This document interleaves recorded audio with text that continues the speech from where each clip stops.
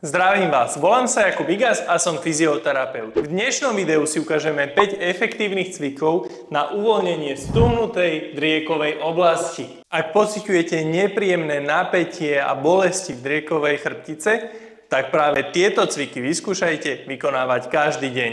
Prvý cvik slúži na uvoľnenie bedrových kĺbov, pretože pánva a bedrové kĺby sú s driekovou chrbticou úzko späté a pokiaľ máme tieto stuhnuté, drieková chrbtica veľmi trpí. Takže dáme sa na lakte, kolená roztiahnite čo najviac od seba, ako to ide a vykonávame pohyby do maxima dozadu a dopredu. Snažíme sa chrbát mať stále vystretý a vykonávať takýto pohyb dopredu, dozadu, nádych, vzadu, výdych, predu. Kľudne vykonajte 10 až 15 opakovaní. Pri druhom cviku sa dajte do tejto pozície, jednu nohu dajte dopredu a predkolenie vytočte čo najviac dopredu a takto sa spustíte cez druhú nohu dole. Tuto v sedacích svaloch budete cítiť ťahanie svalov bedrových kĺbov. Tento cvik je trošku náročnejší, ale veľmi efektívny a veľmi pomáha pri bolesti v driekovej chrbtice rôzneho charakteru. Či už máte poškodené platničky, alebo len bežnú stuhnutosť. V tomto cviku môžete vydržať 20 až 30 sekúnd. Cvik môžete kľudne zopakovať 2 až 3 krát po sebe.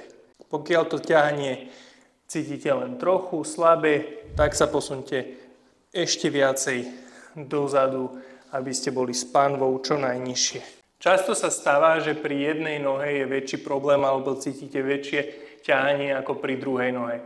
Je to bežné a je to veľmi časté, čiže pokiaľ cítite na jednej nohe to ťahanie väčšie, tak sa na ňu kľudne môžete viacej zamerať, pretože tie svaly tam budú viac stuhnuté. Pokiaľ postupne cítite ťahanie už menšie, snažte sa predkolenie dať ešte viacej dopredu, kľudne si rukou môžete pomôcť. Pri ďalšom cviku si láhneme na chrbát, jednu nohu vystrieme, druhú chytíme pod kolenom.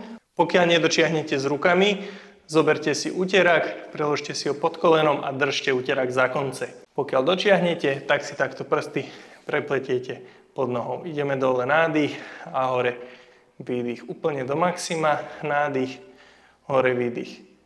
Vykonajte kľudne 10 až 15 opakovaní na každú nohu. Pri ďalšom cviku si láhnite na brucho, dlane si dajte takto vedľa tela a s výdychom budeme vykonávať záklon do maxima, koľko to ide. Pri tomto záklone môžete pociťovať tlak alebo nejaké napätie v driekovej oblasti, je to však normálne, je to spôsobené stuhnutím, poprípade nejakou blokádou driekovej chrbtici. Postupne, ako to budete vykonávať, tak ten tlak už pociťovať nebudete.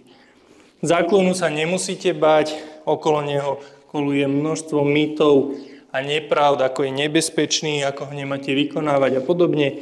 McKenzie metóda je jedna z najčastejšie skúmaných metód po celom svete, najčastejšie využívaná metóda po celom svete, takže bať sa toho nemusíte. Pokiaľ by však po akomkoľvek cviku, nielen po záklone, došlo ku zhoršeniu vašich symptómov, tak cvik nevykonávajte. Vždy po cvičení sa musíte cítiť lepšie.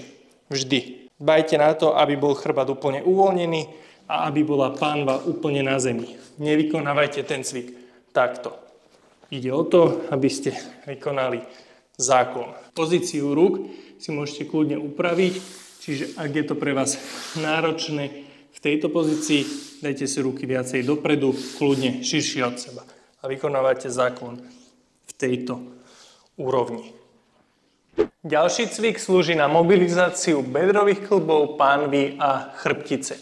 Dajte si nohy mierne od seba a budete vykonávať pohyby s kolenom smerom ku zemi. S výdychom. Teraz druhá noha, nádych a s výdychom sa snažte koleno zatlačiť čo najviac do zeme. Nádych a s výdychom koleno čo najviac do zeme. Pokiaľ chcete cvik zintenzívniť, môžete si dať chodidla ešte viacej od seba. Taktiež vykonajte 10 až 20 opakovaní, čiže kľudne 10 opakovaní na každú stranu.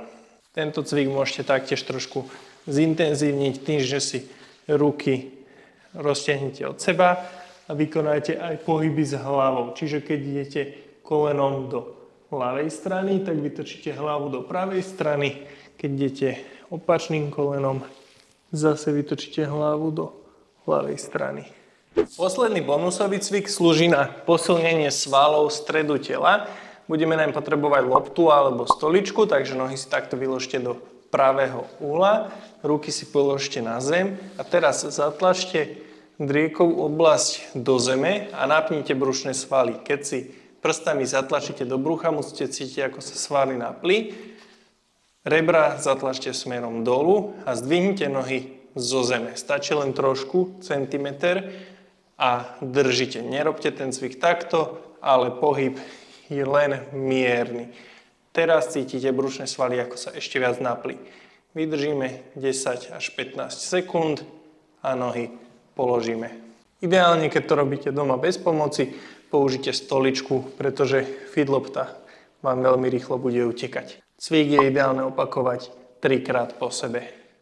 Takže to máme z dnešného cvičenia všetko. Snažte sa tieto cviky vykonávať viackrát denne. Pokiaľ však máte poškodené platničky a bolesť vám vyžaruje do nohy, tak odporúčam cvičenie trošku komplexnejšie a cielenejšie. Takémuto cvičeniu sa venujeme napríklad aj v našom online kurze Rozhybto, ktorý nájdete na e-shope www.rozhybto.sk. Taktiež pri poškodených platničkách s bolesťou vyžarujúcou do nohy je veľmi efektívny výživový doplnok Nervkomplex, ktorý obsahuje vitamíny skupiny B, čiže najmä B1, B6, B12 v kombinácii s uridinom a ginkgo biloba. Táto kombinácia je veľmi efektívna na zmiernenie nervových bolestí, regeneráciu nervov a zlepšenie ich funkcie. Čiže kombinácia správneho a cieleného cvičenia, ako cvičíme napríklad v online kurze, s výživovými doplnkami má najlepšie a najrýchlejšie výsledky. Takže navštívte náš web www.rozhybto.sk a ak sa vám toto video páčilo, dajte like a odber tohto kanála.